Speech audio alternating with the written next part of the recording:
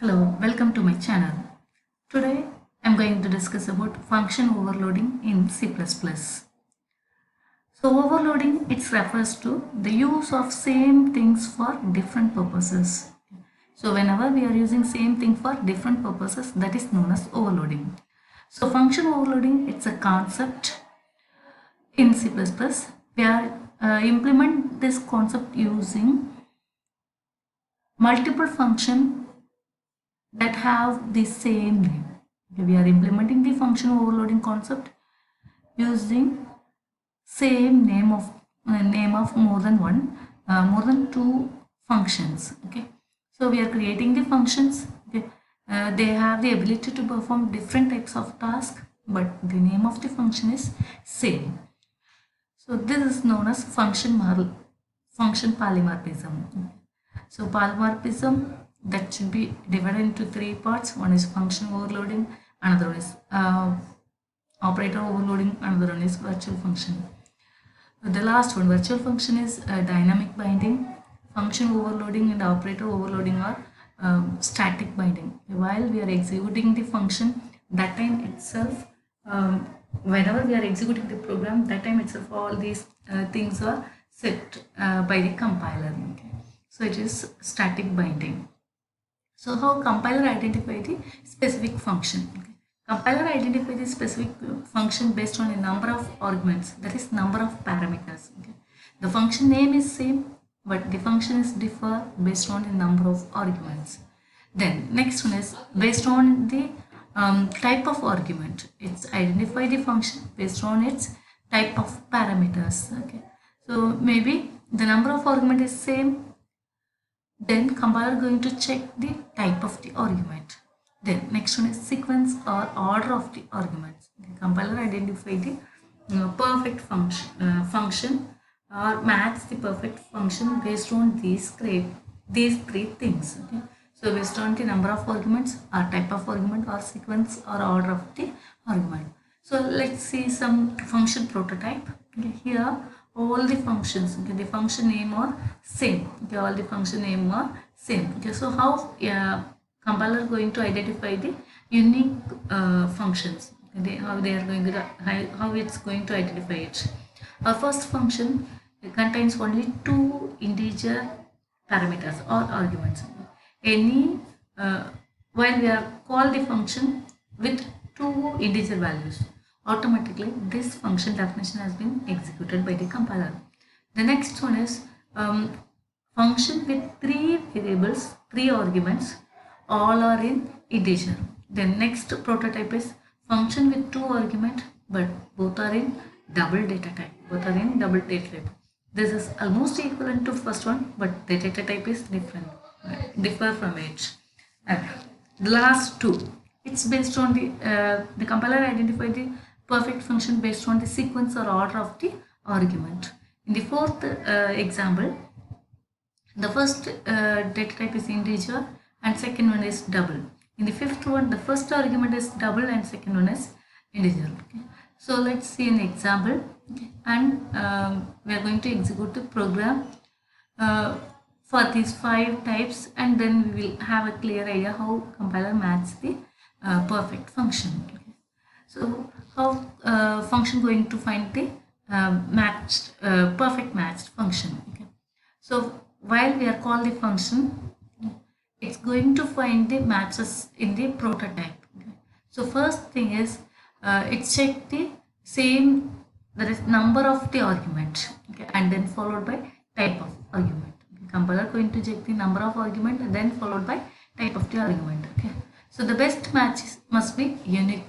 Okay, that is whenever we are executing the program, okay, our function call should be matched with only one function definition. Okay.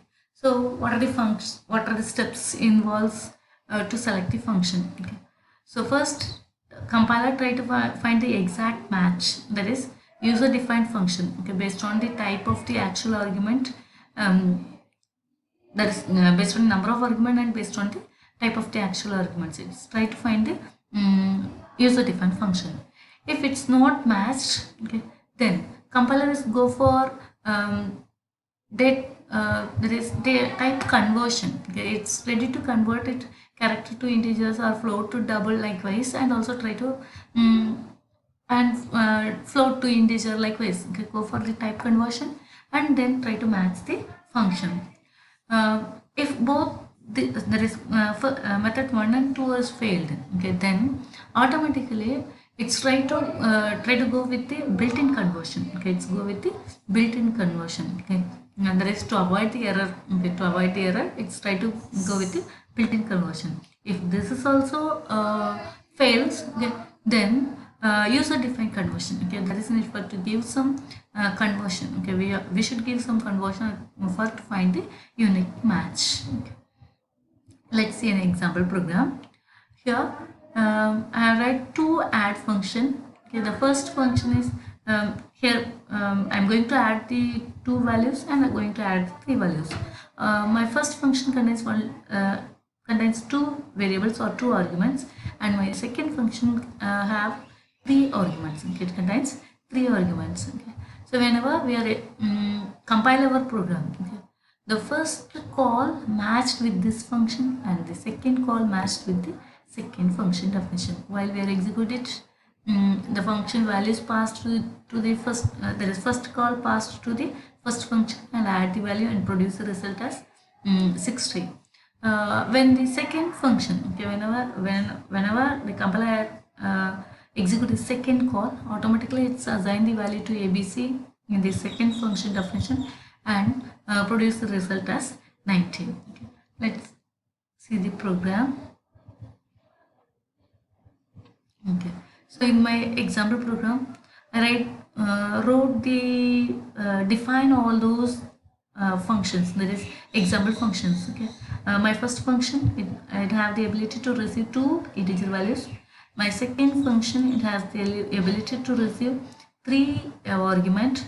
My third function, okay, it has the ability to receive two double values, and my fourth function have the ability to receive two argument. First one is double, second one is integer, and my last function definition, it's also have the ability to receive two values, but first one is integer and second one is double. There is sequence. Okay, it's function 4 and 5 differ based on the sequence of the argument, okay, or order of the argument. That's why here I gave some printing statement, okay, when it should be invoked, okay, like that. Okay, so in the function call, okay, there is no need to call the function based on the definition order of our function. There is no need to call it based on the definition order. So first I call the add method with two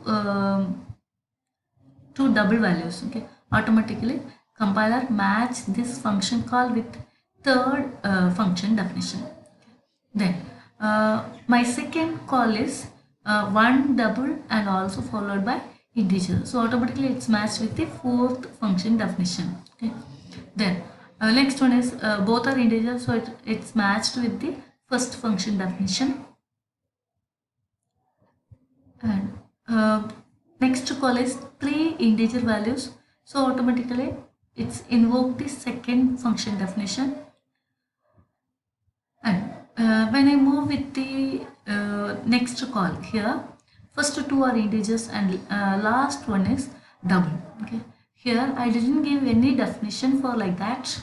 Okay, I have only one function with three arguments, but these three arguments are integer. So compiler automatically go for type conversion and convert 23.8 as 23 and execute that specific area. Okay. And then the last call for first integer and then double. So automatically this call matched with the fifth function definition. Okay. So let's execute and see the output. So first call we are called the two double. We are called the function with two double values. So automatically matched with the third function definition and add the value and produce the result. Okay. Then second one, I have called the function double and integer. Okay. It's matched with the fourth function call. Okay. So anyway, it's going to execute that one. Okay. I want to show that. That's why I used invoked by double and int. Okay. See the output in the see the statement in the output invoked by double and int. Okay, so always it's maintain the sequence also. Okay, in this way, always our program has been executed. Okay, there is function overloaded. Program has been executed. Okay, so compiler identify the function based on its number of argument, based on the type of the argument, and also sequence or order of the arguments. Okay. Let's see another one example. In this example, I am going to find the area of different shapes. Okay. So first function definition for to find the area of circle. Okay. And this area function have the ability to receive the double value. And second function definition for to find the area of triangle. It has the ability to receive one integer value and another second variable as argument as double. And next one is next function definition for to find the area of rectangle. It should have the ability to receive the two integer values. And last function definition for to find the area of square. It has the ability to receive only one integer. Okay. So in main, when I call the function, okay, I call the area function with double value. So automatically it's matched with the first function.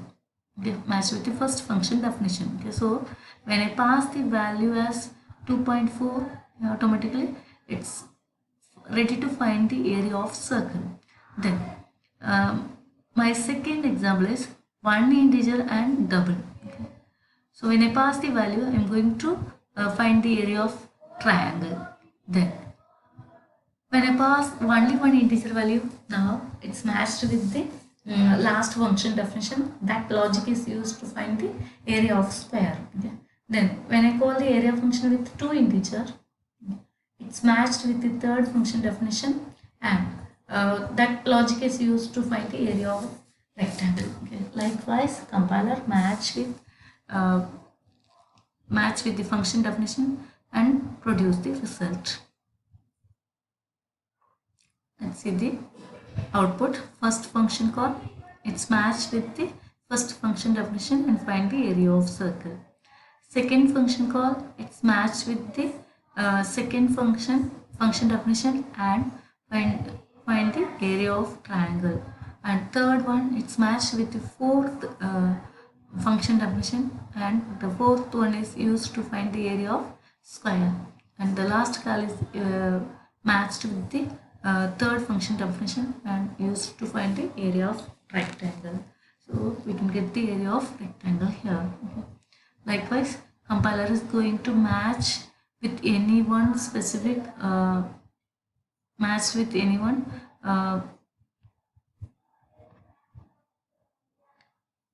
defined specific function and also produce a result. Okay, so the best one is too important. So what's the use of function overloading? Okay. It's used to save the memory space. That is, anyway, we can call the same function many times. So we are save the space. Okay. And it gives a consistent result. Okay, always following certain rule and also produce a consistent result. And it's increase the readability. Okay, it's increase the readability. Okay.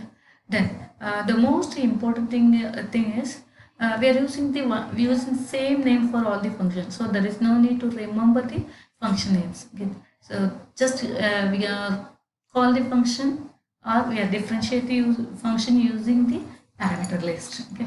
And it speed up the execution of the program because the code has been that is the function calls should be mapped while we are compile the program itself. Okay, so automatically it's increase the speed of execution. Okay, and code reusability because we are writing code definition only once, but we can use it many times. Okay, then code maintenance is too easy. Okay, because we are writing a small amount of code, so it's maintenance and also to memorize the name of the function, everything should be easy. Okay, so that's all about function overloading. So function overloading, it's one type of polymorphism. Okay, that is static binding. The main use is using the same name we can perform different tasks.